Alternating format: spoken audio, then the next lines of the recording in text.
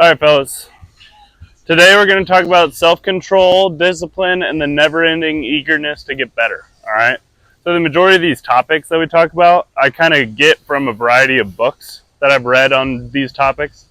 But, and for example, one of the books is called The Hard 90, which I highly recommend you guys all read. It's by Zach Sorensen, who's he's the mental performance coach for the Atlanta Braves now, but he is at the professional level. He was a professional shortstop, and the reason I bring this up is because I'm going to tell a story from his book a little bit later. But with the idea of self-control and discipline, one of the big things, like, you can say that, and you've probably heard that been said before, but at the end of the day, what does it necessarily mean, right? Everyone's like, and how does it apply to us? You think, when you think discipline, you think like forcing yourself to do things that you don't like. You think self-control, you think not giving in to temptation. You get XYZ. Whether it's the religious background or just your educational background, that's what you almost automatically go to, typically, right? But for me, when I think self-control and discipline, when it comes to an athletic sense, I think of just a few different things. So like your ability to refocus when facing obstacles, like when things get difficult, are you able to stay locked in? Not that we're not allowing ourselves to do something, you know, that we want to do, but are we able to stay locked in when things get difficult, right? Are we able to overcome adversity very, very quickly? Those are the things when I think self-control and discipline, those are the things that I turn to. So like your ability to not spiral. I was talking to somebody the other day about the difference between like an all-star outfielder in the MLB and like just a Joe Schmo you've never heard of. And really the difference is like how quickly they bounce back when they're slumping, right? How long their slumps are, right? Like when Mike Trout slumps, it's for 12 at-bats. It's not 12 games, right? When Joe Schmo slumps, it's 12 games. Does that make sense? Some outfielder you've never heard of, that's the difference. All right. And so your ability to be disciplined and have good self-control comes from those kind of things. And that's what it looks like, okay? You also need to evaluate and be able to embrace the process. So like for you to be able to stick with the same plan without allowing your ego to get involved, without allowing your lack of patience to get involved, right? Delayed gratification, you guys have heard of those kind of things. That's self-control, that's discipline, okay? You also need to have self-efficacy. That's something that I see your generation of kids really, really struggle with a lot of the time, is the need for validation, okay? You guys constantly need to see a number or need to see your name on a leaderboard or whatever, because that's the environment that you've been raised in, right? You've been raised in, hey, your value is what PG says about you. Your value is what PBR says about you, right? When at the end of the day, you being self-driven and self-motivated and the ability to have the blinders on is what's going to allow you to get to where you need to go. Does that make sense? So, with that said, that is the what of self-control and discipline. Now we're thinking of the why. So the ability to have self-awareness, provide your own structure, is extremely, extremely valuable, okay? One thing that I am going to do is I'm going to have you guys I'm going to send out a self-assessment test of like, so you can actually objectively view where your, self-control and discipline is. So you can understand like, hey, do I need to go up or down? All right. So it's something you guys can kind of do on your own to see where you're at and adjust accordingly. But when you're thinking self-awareness or self-control and discipline, I want you guys to really focus on emphasizing the positive. It's so easy to think of self-control and discipline in that way that I described earlier, where it's not letting yourself to do fun things. It's not letting yourself do what you want, give yourself what you want. You're like, oh, I just got to rough it out. That's what you think when you think discipline. But at the end of the day, emphasizing the positive will show you that all of a sudden your self-control and discipline is allowing you to be successful. It's allowing you to be in a good mood more often. It's allowing you to do XYZ. You guys have heard of Jocko Willink? Yeah? Yeah, you know, he talks about how discipline equals freedom. That's exactly what I'm talking about. It's not saying that, okay, hey, discipline automatically makes you happy. But what I'm saying is that being disciplined and living your life the way that you want to ultimately live is going to give you the satisfaction, going to give you the success, going to give you what you need long term. Does that make sense? So yes, you have to tell yourself no in the short term, but in the long term, you're going to be better off for it, okay? So you also need to notice that self-control and discipline can be developed. A lot of the time, you know, like people write each other off as like, hey, this guy's undisciplined, and they just write him off. But in reality, I've seen it, whether it's in my own life or in other people that I've been around. He's undisciplined now, right? He has no self-control now. It can be developed, but it takes intention. It takes attention to detail, right? And it takes just a little bit of focus in order to get yourself to where you need to go, right? And it takes more than just someone telling you, hey, be more self-controlled, right? It takes, you actually have to have tangible ways to get better at it, okay? And we'll talk about those a little bit later. So, but with that, you have to understand that there's a difference between actions and feelings. So you got to be extremely diligent in whether it's sticking to your weightlifting program even if you don't want to on a given day, whether it's going and getting your work done even if you don't want to on a given day, doing yourself to do things that you don't want to, not because you like forcing yourself to do things you don't like, but because ultimately this is what you need to do. You have a very business-like approach to what needs to be done on a given day. That's going to serve you the rest of your life, because there's days where, regardless of how much you love your job or regardless of how much you love hanging out with your friends, regardless of whatever, where you're going to have to force yourself to do it because it's for the greater good, not because you necessarily want to. Does that make sense? So the quicker that you can celebrate or separate actions and feelings, the better off you're going to be. Okay? So, couple strategies for how we can actually apply this and get better with it. The very first one is you need to flush it and then think of the next best decision. Now, what does this actually look like in game? So having good self-control, good discipline is being able to flush mistakes, flush bad thoughts, flush negativity, flush a teammate being annoying, flush all those things, and then make the next best decision. Because our mistakes, the things that we struggle with, all those things are basically just bricks. They're weighing us down. They don't actually help us with anything. They're just things that we carry with us until we let them go, or until we prove to ourselves that we can, right? But the thing that it's important for you guys to know is you don't need to hold on to your bad decisions. As soon as you've learned from them, you can let them go, right? I'm not saying that just ignore everything that you do incorrectly. What I'm saying is, learn from it as quickly as possible so that you can let it go and move on, right? For example, I hope Caleb's okay with this, but Caleb Deere yesterday or Tuesday came up to me and said, hey, I'm sorry, I really wanted that extra inning, and I'm sorry that I let you down, I'm sorry that I struggled. And I'm like, no, don't apologize for struggling. I want you to want the extra inning. I want you to want to get out there.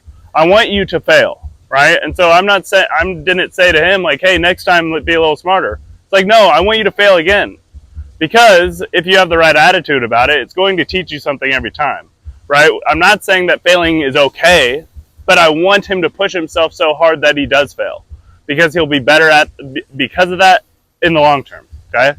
I don't want you guys to shy away from things that are difficult, shy away from failure, shy away from any of those things. I want you to run straight into them, because you'll be better off because of it, okay? Also, like I said, the bad decisions are bricks, and you're just carrying them, and they're not helping you anymore once you learn from them, okay? They're just weighing you down. They're making you worse, okay? So let them go and make your next best decision. That's a constant thing. I think about it all the time. You guys have often heard me say, so what, to a pitcher or hitter or whatever. Makes a bad call, so what? That's information. All you need is, hey, he's going to call it low today. Cool, move on. If you attack it and be like, man, this guy must hate me, you're going to suck the rest of the game, right? That's a decision that you've made to react that way to that call, when the call really has nothing to do with you personally, right? But you're taking it personally for some reason. Does that make sense? Same thing on the pitching mound. If you don't get a good call or a guy gets a hit when you hit your spot, so what, right? That's the way that it was taught to me is, so what? Move on, all right? The way that I like to teach it more so is, hey, flush it, next best decision, okay? Understand what so what means, okay? So what, move on. Learn from it, let it go, okay? But basically, with all of this, this kind of goes into that never-ending eagerness to get better of hey, if you have good self-control and discipline, you have no pride, no ego, all you're trying to do is get better constantly, your entire career. Right? And not just in baseball, not just in school, but you're trying to get better constantly in every facet of your life, okay? So going into that never-ending eagerness to get better, we talked last week about mindset and about a growth mindset versus a fixed mindset, okay? Of understanding, okay, hey, am I who I am and I can't change it, or do I have an impact on who I'm going to be, right? You have to believe that you can change in order to change. Okay, so having a growth mindset is valuable. It's extremely important. But how do we use that growth mindset once we've established it, right? What does it actually look like in practice? And immediately two people come to mind. One of them is the story from Zach Sorensen that I'll tell first. Roberto Alomar, have you guys heard of him? He's a really good infielder from the early 2000s, late 1990s, early 2000s. 15-time All-Star. 15-time All-Star. That's nuts, right? One of the best infielders to ever do it. But Zach Sorensen came up to the MLB in 2003, and when he was in big league camp, not even the real season, but when he was in big league camp, Roberto Alomar came up to him and everybody else in the dugout and said, hey, have you seen this guy? Like, hey, we have a minor league guy up, who's coming for the spring training game. Have you seen him because you were in the minors last year? Do you have anything on this guy? Roberto Alomar, a 15-time All-Star, is coming to ask the minor league guy who might have faced the pitcher that they're about to face in a spring training game and saying, hey, what do you got on him? Because he wants that little inch. He wants that little bit. He wants every single thing. And Zach turned and looked at him and said, Roberto, you're a 15-time All-Star. You've been in the big leagues for 20 years. I don't know anything. I showed up yesterday. Why are you asking me? He's like, because if you know something that I don't or nobody else does and you can help me get that much better, I'm going to take it every single time. And this was a constant thing for Zach's entire career when him and Roberto Alomar were in the dugout. Anytime that there was a pitcher up, anytime, every single game, he said, what do you have on this guy? Right? Because maybe he's faced him 100 times and Zach's faced him once, but maybe Zach saw something that Roberto didn't. Right? And that's valuable. Right? He has a never-ending eagerness to be the best that he possibly can be. And that's what I am preaching to you guys, and I've been talking about all summer, of yes, this is summer ball. Yes, we're here to get our work in. But at the end of the day, if you have the attitude of every single thing, looking at it from the perspective of how can I make this get me a little bit better, you're going to be much more successful than just being like, okay, I'm just getting my reps in, right? You're wasting your time if that's how you're thinking. But if you have a never-ending eagerness to get better of saying, hey, I'm getting every possible inch that I possibly can to help myself, that is a skill that will take you super far in your life. Not just in baseball, but in every aspect of your life. You're going to ask your boss, you're going to ask your peers, you're going to ask everything, the questions that need to be asked in order to get you where you want to go. You're going to be able to better provide for your family, better set yourself up for a good life, set yourself up for a good career in it, whatever you decide to do. Okay? Brings me to my second story. So, some of you guys know Ashton Larson. Have you heard the name? All right. Plays at LSU. He got drafted in the 17th round last year out of high school. Ended up going to LSU, wasn't a starter. He pinch hit 450 and then all of a sudden earned a starting spot, started the last 20 games for him, right? So I met him when he was on the 15U Royal Scout team, my first year coaching, the summer of 2019. I didn't know anything. I just finished pitching. I literally had just finished at Missouri Western pitching. And I'm coaching hitters. Right? My job, the only job that I got offered was to coach hitters. I hadn't even swung a bat in 6 years, right? So, and I'm coaching hitters, right? And good hitters too. But anyway, so Ashton comes up to me. I'd never even met this kid before. We just had a full 3-hour practice. He comes up to every single coach after he's done and says, hey, did you see anything personally about me that I could get better at?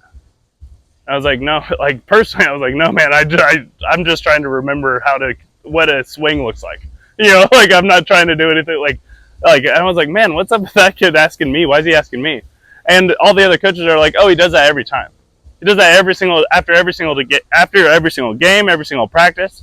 And sure enough, throughout the entire summer, he'd go 4 for 4. He asked, hey, what do you see? Is there anything there that I need to improve on? In your opinion. He wanted every single person's opinion because he's going to take that, use it to the best of his knowledge, and help himself get the best they can. Right? And that looks like getting drafted out of high school long term. That looks like earning a spot, being told you're not going to play as a freshman and earning your spot after pinch hitting 450 and then starting in the playoffs in right field for LSU, your dream school. The one that you told me before you told everybody, hey, I'm going to LSU. And everyone's like, all right, sick, dude. And he made it happen because he constantly, every single day, woke up. I got to see him work out in here, which was an extremely cool thing, kind of full circle. He gets after it constantly, right? The never-ending eagerness to get better is going to serve him for the rest of his life. If I was a betting man, I'd say that he probably makes an MLB roster one day, right? But even if he doesn't, I know he's going to be successful in whatever he does because of that attitude. All right, and that's teachable. That's a choice that he made when he was younger, right? And he just woke up and made that decision every single day. He had the self-control and the discipline to do it constantly. He didn't take a day off. He's not going to until he gets to where he wants to go, okay? So the other thing, too, with that growth mindset, that never-ending eagerness to get better, is I want to encourage pitchers to learn from hitters and hitters to learn from pitchers. So a little personal anecdote. Like I said a second ago, I was a pitcher. I've still coached hitters longer than I've coached pitchers, right? Up until this point, to today. I've still coached hitters for 3 years, only coached pitchers for 2. Or no, it's almost even now. In August, I'll catch back up to being even. Okay, it'll be 3-3. All right, but the thing that I want you to understand about that is the only way that I knew how to coach hitters is from a pitcher's perspective, and I was able to help give a lot of hitters an interesting perspective by saying, "Hey, this is how I'd get you out." I would know how to get you out because I pitched a lot. Like I pitched in several situations. I'd be like, "Hey, I'd see a guy. You're my dude. If you're left-handed, I have to figure out how to get you out because that's my job." Right? And that mindset has allowed me to teach hitters. Right? Same thing is true with you guys. Okay, hey, hitters, learn from pitchers. Pitchers learn from hitters. Okay? There's so much to gain from the opposite side of the ball, especially the guys on your team. Right? If you have inter squads, if you do live ABs, if you do any of those things, be like, "Hey man, you really hit my changeup well. What'd you see? Am I dropping my arm angle?" Ask them constantly. Okay? I encourage you guys to share information with your other teammates. Like if you have an at bat and you strike out or you struggle or whatever, tell everybody else what you saw. Okay. But same thing is true with your other teammates on the other side of the ball. That reminds me of another story from Zach Sorensen. He, once he became the mental performance coach for the Braves, I believe, he, one of the freshmen, or not freshmen, a rookie, came up and saw a fastball. His first major league AB, he saw a fastball outer half for strike one, swung at a curveball in the dirt, and then swung through a splitter. It comes back to the dugout. Zach says, "Hey, good AB." This rookie's like, "What the hell are you looking at? Like, why? I just struck out in 3 pitches. Why are you saying that that's a good AB?" And Zach doesn't say anything that day, but kind of lets it build for a little bit. And eventually comes up to him and says, "Hey, you know that AB last week that I was telling you about that was a good one. The reason why I said it was good," the guy ends up going on and having a good game the rest of that outing, but Zach explains to him why. Is you saw all 3 pitches that pitcher has in your first AB, the first time that you faced him, right? You weren't going to see anything new the rest of the day. And because you had such a good approach, or you have such a good reputation about you, that pitcher felt the need to show everything he had against you. That's a good AB. You got to see everything he had, right? So shifting your perspective with that is also going to help you stay motivated in that aspect. Does that make sense? Okay, 2 more things. You've heard this before, but you are the 5 people that you surround yourself with the most, okay? You become them, okay? And I want you to be intentional about that of like, okay, hey, you are the number 1 for 4 other people, right? And there's also 4 other people that you look up to. You're the number 5 for 4 other people as well, right? So it's not that you just have 5 people in your life, right? It's the groups that you see. So I want to encourage you guys to, with that never-ending eagerness to get better, is to challenge yourself, to put yourself in situations of, hey, I'm going to hang around with the best guys on the team for a little bit, see what happens, right? See if I get better, see if I learn more about myself, XYZ. And then also, hey, I'm going to purposely invest in maybe the 4 worst players on the team, right? And see what I learn about myself through helping them, right? There's value in both, okay? But being intentional about the relationships that you develop and intentional about the situations that you put yourself in is extremely valuable, okay? So don't take that for granted. Understand that you are going to become the average of the 5 people you spend the most time around with, but also you can help bring 4 other people up to your level as well, okay? Last thing.